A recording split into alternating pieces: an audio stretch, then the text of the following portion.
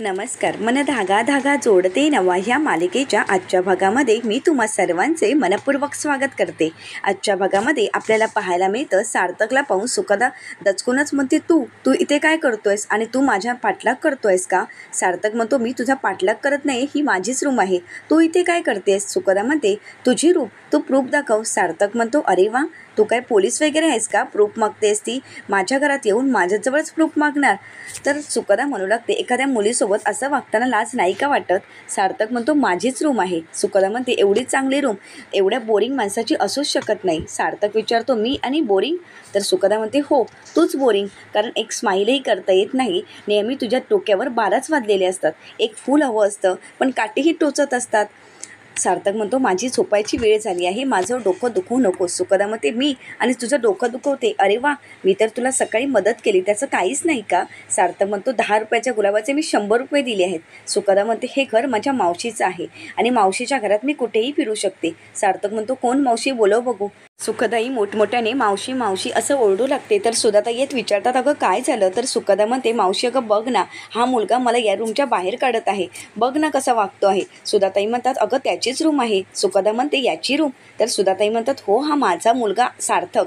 तर हे ऐकून सुखदाला धक्काच बसतो. सुखदा सार्थककडे पाहते तर तिथेही त्याच्या भिंतीवर फोटो लावलेला असतो. ते पाहून सुखदाच्या लक्षात येतं की ही सार्थकची रूम आहे. सार्थक म्हणतो, तुम्ही अगोदर माझ्या बेडवरून खाली उतरा. तर सुखदा धक्क्यानेच खाली उतरत असते. सुधाताई तिला सावरतात आणि म्हणू लागतात, अगं सावकाश. तर सुखदा म्हणू लागते, मावशी अगं माझ्या रूममधला AC खराब झाला म्हणून मी या रूममध्ये आली. मला वाटलं या रूममध्ये आल्यावर मला चिल्ड वाटेल, पण कुठलं काय, या माणसाने तर माझं टेम्परेचरच वाढवलं आहे. तर सार्थक म्हणतो, आई ही काय बोलते ऐकतेस का? आणि ही कोण आहे अगोदर सांग बघू, आणि आपल्या घरात काय करत आहे ते राहू देत, ही माझ्या रूममध्ये काय करत आहे? सुधाताई म्हणतात, अरे शांत हो, ही माझी बालमैत्रीण आबा आहे ना पुण्याची, तिची मुलगी आहे, आपल्याजवळ राहण्यासाठी आली आहे. सार्थक म्हणतो, मग ही माझ्या रूममध्ये का घुसली आहे? सुखदा म्हणते, मी आणि तुझ्या रूममध्ये? मी तुझ्या रूममध्ये घुसलीच नाही आहे, मी फक्त इथे आले होते, मला माहीतही नव्हतं की ही तुझी रूम आहे. सुधाताई म्हणतात, हो, तुम्ही दोघंही भांडू नका. सुखदा आणि सार्थकचं खूप जोरदार भांडण चालू असतं. सुधाताई त्या दोघांनाही शांत करतात. सार्थक हा सुखदाला म्हणू लागतो, माझं डोकं खराब करू नका, माझी झोपण्याची वेळ झाली आहे. तर सुखदा सार्थकला म्हणते, मी तुम्हाला थांबवलं आहे का झोपण्यापासून? तुमचं तुम्ही झोपू शकता ना, मी म्हणाले आहे का तुम्ही झोपू नका? सुधाताई म्हणतात, सुखदा चल. तर सुखदा जाता जाता म्हणते की खडूस. तर सार्थक रागाने सुखदाकडे पाहू लागतो. सुखदा आणि सुधाताई रूमच्या बाहेर गेल्यानंतर सार्थक दरवाजा लावून घेतो आणि त्यानंतर सार्थकला खूप राग आलेला असतो, कारण आनंदीच्या जागी सुखदा झोपलेली असते. ते लक्षात येतात सार्थकची खूप चिडचिड होऊ लागते. सार्थकला काही झोप येत नसते, म्हणून सार्थक आपलं पॉकेट खोलतो आणि त्यातील आनंदीचा फोटो पाहत म्हणू लागतो, आनंदी तुम्ही कधी येणार आहात? तुमच्याशिवाय मी अपूर्ण आहे, तुम्ही लवकरात लवकर प्लीज या. असं म्हणत सार्थक ते पॉकेट आपल्याजवळ घेतो आणि आनंदीला खूप मिस करत असतो. तर दुसरीकडे पाहायला मिळतं सुधाताई सुखदाला आपल्या रूममध्ये घेऊन येतात आणि म्हणू लागतात, ही माझी रूम. सुखदा म्हणते, वा, खरंच खूप छान आहे आणि कूलिंग पण खूप मस्त आहे. मावशी त्या रूममध्ये AC नव्हता आणि AC शिवाय मला झोप लागली नसती, म्हणूनच तर मी. तर सुधाताई म्हणतात, ठीक आहे, परंतु तू आता माझ्या रूममध्ये झोपू शकतेस. सुखदा विचारते, मावशी मी तुला एक विचारू का? सुधाताई म्हणतात, अगं विचार ना. सुखदा विचारते, मावशी खरंच तो तुझा मुलगा आहे का? म्हणजे तू एवढी चांगली हॅप्पी आणि तो एवढा बोरिंग? सुधाताई म्हणतात, सुखदा. तर सुखदा म्हणते, मावशी मी खोटं बोलू शकत नाही ना म्हणून. आणि त्यानंतर सुखदा सुधाताईंना मिठी मारत म्हणते, मावशी गुड नाईट. तर सकाळी उठल्यानंतर सुधाताई पाहतात तर सुखदा बाजूला नसते. सुधाताई विचार करतात, ही कुठे गेली असेल आणि ह्या मुलीला नवीन जागी झोप लागली असेल की नाही कुणास ठाऊक, परंतु खरंच खूप छान मुलगी आहे, हिच्या येण्याने सार्थकमध्ये फरक पडला तर खरंच खूप बरं होईल, परंतु कुठे गेली आहे? असं म्हणत सुधाताई बाहेर येतात तर सुखदाने सर्व नाश्ता बनवलेला असतो. सर सुधाताई विचारतात, सुखदा काय करतेस? तर सुखदा म्हणते, गुड मॉर्निंग मावशी. अगं बघ ना मी काय बनवलं आहे. तर सुधाताई म्हणतात, अगं हे तू सगळं बनवलं आहेस का? तर सुखदा म्हणते, हो मीच केलं आहे. कसं आहे माहिती आहे, तुझी मैत्रीण तर आळशी आहे, त्यामुळे घरी सगळं काही मीच करते आणि तू म्हणालीस हे घर स्वतःचं समजून सगळं करायचं, म्हणून म्हटलं की करावं, चालेल ना मावशी? तर सुधाताई म्हणतात, हो, आणि नाश्ताही अगदी वेळेत बनवलायस. तर सुखदा म्हणते, सँडविच आणि पोहे बनवले, चालतील का? तर सुधाताई म्हणतात, चालतील काय, धावतील. बरं झालं तू वेळेस केलंस, सार्थकही खाऊन जाईल. तर सुखदा विचारते, तो खडूस? तर त्याच वेळी तिथे सार्थक आलेला असतो. सुधाताई म्हणतात, सुखदा म्हणते, नाही म्हणजे तो खाऊन जाणार आहे का? तर त्यानंतर सुधाताई सार्थकला म्हणतात, सार्थक थोडं तरी खाऊन जा. सार्थक म्हणतो, मला भूक नाही आहे. सुधाताई म्हणतात, सार्थक अरे काय चाललं आहे? नेहमी मी तुझ्यासाठी नाश्ता बनवते, परंतु तू कधीच नाश्ता करून जात नाहीस. नेहमी असंच असतं. सुखदा म्हणते, जाऊ दे ना गं मावशी, कशाला फोर्स करतेस? कितीतरी लोक माझ्या या पोह्यांची वाट पाहत असतात, परंतु याला काय किंमत असणार? तर सुधाताई म्हणू लागतात, सार्थक अरे खरंच पोहे चांगले झाले असतील. सुखदा म्हणते, चांगले काय, खरंच खूप छान झाले आहेत, 100% चांगले झाले आहेत. सार्थक म्हणतो, नाही मला ऑफिसला जायचं आहे. सुधाताई म्हणतात, नाही सार्थक, आज तर तू ऑफिसला जायचंच नाही आहेस. सार्थक विचारतो, का? सुधाताई सार्थकला म्हणतात, हिला घेऊन नाशिक दाखवायला तू जाणार आहेस? सार्थक म्हणतो, नाही मला नाही जमणार. सुधाताई म्हणतात, 4 दिवसासाठी ती आपल्या घरी राहायला आली आहे आणि तू आईचं ऐकणार नाहीस का? सार्थक म्हणतो, ठीक आहे. तर सुधाताई सुखदाला म्हणतात, सुखदा चाल लगेच तयार होऊन ये, सार्थक तुला नाशिक दाखवायला घेऊन जाईल. सुखदा दचकूनच विचारते, याच्यासोबत? तर सुधाताई म्हणतात, हो सार्थक तुला सगळं काही दाखवेल. सुखदा म्हणते, ठीक आहे. असं म्हणत सुखदा ही तयारी करण्यासाठी जात असते. तर सार्थक म्हणू लागतो, फक्त 5 मिनटं. 5 मिनिटामध्ये तुम्ही नाही आलात तर मी मात्र ऑफिसला निघून जाईल. सुखदा म्हणते, हो ठीक आहे. असं म्हणत सुखदा तयार होण्यासाठी जाते. तर सुधाताई सार्थकला म्हणू लागतात, सार्थक अरे थोडं तरी खाऊन घे ना, ती येईल तोपर्यंत तू खाऊनही घेशील. सार्थक म्हणतो, नाही मला भूक नाही आहे. सुधाताई म्हणू लागतात, सार्थक अरे काय चाललं आहे तुझं?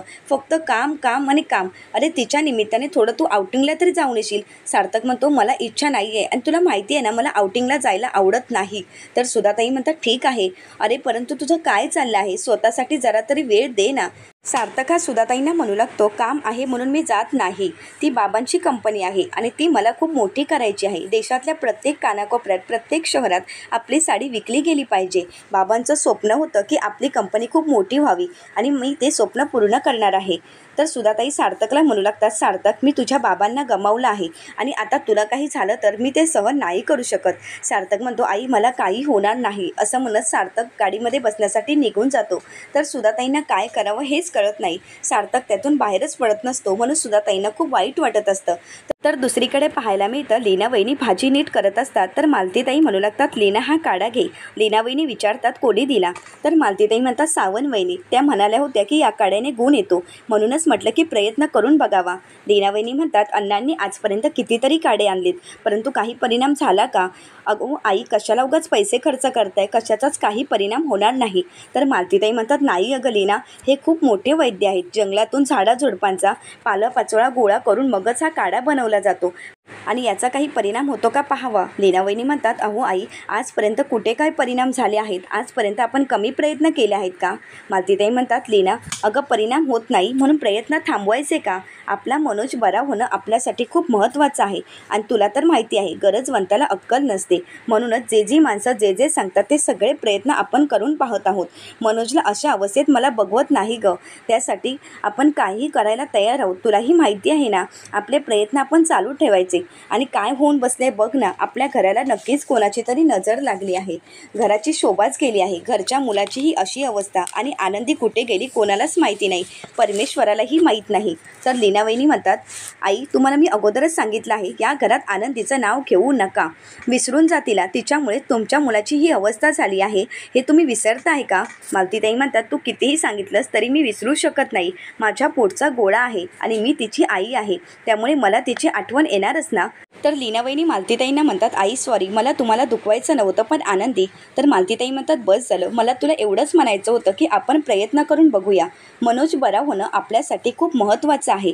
तू एक काम कर, नाश्ता झाला की 1 ग्लास पाण्यात 1 चमचा औषध टाकायचं आणि त्याला द्यायचं. तर लीना वहिनी म्हणतात, ठीक आहे आई. तर मालतीताईंना खूप वाईट वाटतं, त्या बॉटल हातात देतात आणि तिथून निघून जातात. तर लीना वहिनी म्हणू लागतात, आई कशाचाच काही आजपर्यंत फायदा झाला नाही. तुम्ही व्रत केले, नवस केले, परंतु काही फायदा झाला का? ते तर भ्रमिष्ट झाले आहेत. मी काय करू तेच मला कळत नाही. त्यांनी स्वतःला कोंडून घेतलं आहे आणि यातून बाहेर पडायचा एकच मार्ग आहे, तो म्हणजे ते स्वतः यातून बाहेर पडतील तेव्हाच. आपण कितीही प्रयत्न केले तरी त्याचा काही फायदा होऊ शकत नाही. दुसरीकडे पाहायला मिळतं, सार्थक सुखदाची वाट पाहत असतो आणि सुखदाही धावतच वेळेतच येण्याचा प्रयत्न करत असते.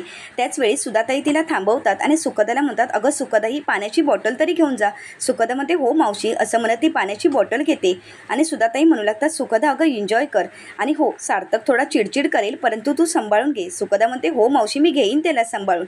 तर सुखदाला सुधाताई म्हणतात, नीट जा हा. तर सुखदा म्हणते, हो मावशी आलेच. असं म्हणत सुखदा बाहेर येते. सार्थक हॉर्न वाजवत असतो, परंतु सुखदा काही बाहेर आलेली नसते, म्हणून सार्थक तिथून निघून जातो. सुखदा गाडी थांबवण्याचा प्रयत्न करत असते, परंतु सार्थक काही थांबत नाही. सुखदा मोठमोठ्याने आवाज देऊन म्हणू लागते, ओ हॅलो, प्लीज थांब, अरे मी आले आहे ना. तर सार्थक काही थांबत नाही, तो निघून जातो. तर त्याच वेळी तिथे आदर्श आलेला असतो आणि आदर्श हसू लागतो. तर सुखदा विचारते, काय झालं, तुम्ही का हसत आहात? तर आदर्श हा सुखदाला म्हणतो, सार्थक आता तुमच्याशी जशा प्रकारे वागला तो त्याचा स्वभावच आहे. तर सुखदा विचारते, असा कसा स्वभाव, एकच मिनिट तर मला उशीर झाला. आदर्श म्हणतो, हो आमचा सार्थक म्हणजे वेळेचा पक्का आहे. तर सुखदा विचारते, परंतु गेस्टसोबत असं कोणी वागतं का, असं वागायचं असतं का? तर आदर्श म्हणतो, तुम्ही गेस्ट आहात का, म्हणजे सार्थक चुकलाच आहे. सॉरी हा, आमच्या सार्थकच्या हातून खरंच चूक झाली. तर सुखदा विचारते, तुम्ही कोण आहात, तुम्ही पण गेस्टच आहात का? तर आदर्श म्हणतो, नाही मी गेस्ट नाही आहे, मी आदर्श राजाध्यक्ष म्हणजेच सार्थकचा मोठा भाऊ. तर सुखदा म्हणते, मी सुखदा, म्हणजेच मला तुम्ही सुखीही म्हणू शकता. माझी आई आणि सुखदा मावशी ह्या बालपणीच्या मैत्रिणी आहेत आणि मी आबा देशमुख यांची मुलगी. आदर्श म्हणतो, ओ परंतु तुम्ही इथे? तर सुखदा म्हणते, हो मी नाशिक फिरायला आले, परंतु तुमच्या भावाने माझ्या प्लॅनची वाट लावली. हा एवढा बोरिंग आणि खडूस कसा काय? तर आदर्श म्हणतो, नाही तो तसा नाही आहे. तर सुखदा म्हणते, म्हणजे तो असा नाही आहे, परंतु बघून तरी असा वाटतोय की एवढा खडूस. तर आदर्श म्हणू लागतो, कधी कधी माणसाच्या आयुष्यात अशा घटना घडतात की त्यामुळे स्वभाव बदलून जातो. तर सुखदा म्हणते, म्हणजे त्याचं ब्रेकअप वगैरे झालं आहे का? पण नाही, मला तरी असं वाटत नाही, कारण याच्याजवळ पाहून असं वाटत नाही की ह्या खडूसवर कोणी प्रेम करू शकेल. तर आदर्श शांतच होतो. सुखदा म्हणते, काय झालं, तुम्ही काहीच बोलत नाही आहात? तर आदर्श म्हणतो, माणसाला बघून कधी कधी कोणाला काहीच कळत नसतं. सार्थकच्या मनात किती आग आहे हे कोणालाच माहीत नाही, फक्त त्यालाच माहिती आहे. तर आदर्श आलेला पाहून सुधाताई विचारतात, आदर्श अरे तू कधी आलायस? आणि ही सुखदा, माझ्या बालमैत्रिणीची मुलगी. तर आदर्श म्हणतो, हो. तर सुखदाची ओळख करून देत सुधाताई म्हणतात, हा आदर्श. तर सुखदा म्हणते, हो आमची ओळख तर झाली आहे. तर सुधाताई विचारतात, अगं पण सार्थक कुठे आहे? तर सुखदा म्हणते, सार्थक कधीच गेला निघून, मी तर वेळेत आली होती. तर सुधाताई म्हणतात, नाही म्हणजे तू वेळेत आलीच नसणार. सुखदा म्हणते, हो म्हणजे मला 1 मिनिट लेट झाला. तर सुधाताई म्हणतात, सार्थक काही 1 मिनिटाच्या वर थांबणार नाही, त्याने सांगितलं होतं ना 5 मिनिट, मग 5 मिनिटाच्या आत तू यायला हवी होतीस. तर सुखदा म्हणते, आता मी काय करू सांग ना, माझ्या फिरण्याची प्लॅनची तर त्याने वाटच लावली आहे.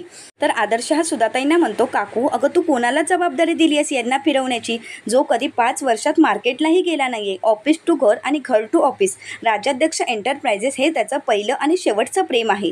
तर दोघंही खूप सिरियस झालेले असतात. तर सुखदा म्हणू लागते, हो हॅलो, तुम्ही एवढे सिरियस का झालात? मलाच काही समजत नाही की आयुष्यात एवढे मोठे प्रॉब्लेम असू शकतात का?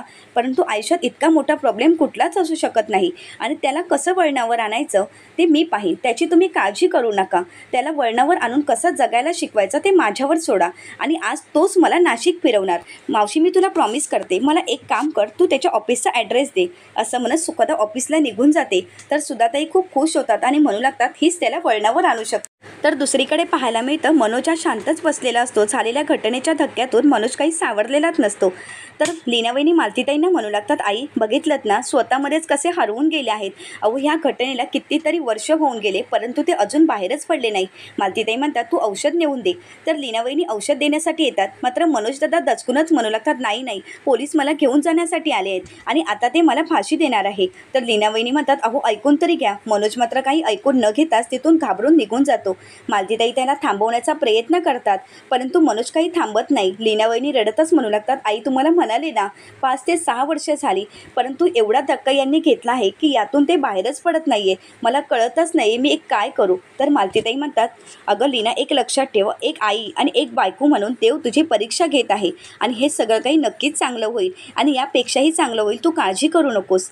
तर लीनावहिनी म्हणतात, आई मला असं वाटते की हे सगळं करण्यापेक्षा एक दिवस मरून गेलेलं बरं. मालतीताई म्हणतात, लीना असं बोलू नकोस. अगं तुझ्याजवळ पाहूनच आम्ही जगत आहोत. या वयात आम्ही हे सगळं काही सहन करत आहोत ते फक्त तुझ्याजवळ पाहून. अगं तू तर एक बिनधास्त आणि कणखर मुलगी आहेस आणि तो लवकर बरा होईल, तू काळजी करू नकोस आणि यापुढे असं काही बोलूही नकोस. तर मनोज दादा पुन्हा एकदा धावत येत म्हणू लागतात, हे बघा मला पोलीस पकडून घेऊन जात आहेत. तर लीनावहिनी पाणी देण्याचा प्रयत्न करतात, मात्र मनोज दादा ते पाण्याचा ग्लास फेकून देतात. तर दुसरीकडे इकडे पाहायला मिळतं सुखदा ही सार्थकच्या ऑफिसमध्ये आलेली असते आणि तिथे काम करणाऱ्या दादांना विचारते की सार्थक राजाध्यक्ष यांचं हेच ऑफिस का आणि केबिन कुठे आहे. तर दुसरीकडे सार्थक हा मीटिंगमध्ये बिझी असतो. तर बेनारे आल्यामुळे सार्थक विचारतो काय झालं बेनारे, तुम्ही असं अचानक आतमध्ये आणि मीटिंग चालू आहे ना. बेनारे म्हणतात हो, परंतु तुम्हाला भेटण्यासाठी सुखदा नावाच्या कोणीतरी आले आहेत. त्या म्हणत आहेत की त्या तुमच्या आईच्या मैत्रिणीच्या मुली. तर सार्थक म्हणतो हो मला माहीत आहे. तर बेनारे म्हणतात त्या तुमची वाट पाहत आहेत. तर बेनारे तिथून निघून जात असतात. तर सार्थक पुन्हा एकदा आवाज देऊन त्यांना थांबायला सांगतो. तर पुढील भागामध्ये आपल्याला पाहायला मिळतं सार्थक केबिनमध्ये येतो आणि पाहतो तर सुखदा आनंदीच्या खुर्चीवर बसलेली असते. सार्थक चिडूनच म्हणतो तुम्ही या चेअरवर काय करत आहात, तुम्हाला दुसरी चेअर नाही आहे का. तर सुखदा म्हणते अरे चेअर तर बसण्यासाठीच असते ना आणि म्हणूनच तर मी बसली आहे. सार्थक म्हणतो तिथे 3 ते 4 चेअर आहेत, तिथेही बसू शकता तुम्ही. तर सुखदा म्हणते अरे मी चेअरवर बसली आहे, फक्त ती डोक्यावर घेऊन नाचत तर नाही आहे ना. सार्थक म्हणतो तुम्ही आत्ताच्या आत्ता इथून निघून जा. सुखदा म्हणते आलेल्या पाहुण्यांना किंवा गेस्टला आपण बसा म्हणून सांगत असतो आणि तू तर मला निघून जायला सांगत आहे. सुखदाला खूप वाईट वाटलेलं असतं. आता सुखदा सार्थकला कशाप्रकारे शांत करेल हे पाहण्यासाठी चॅनलला नक्की सबस्क्राईब करा.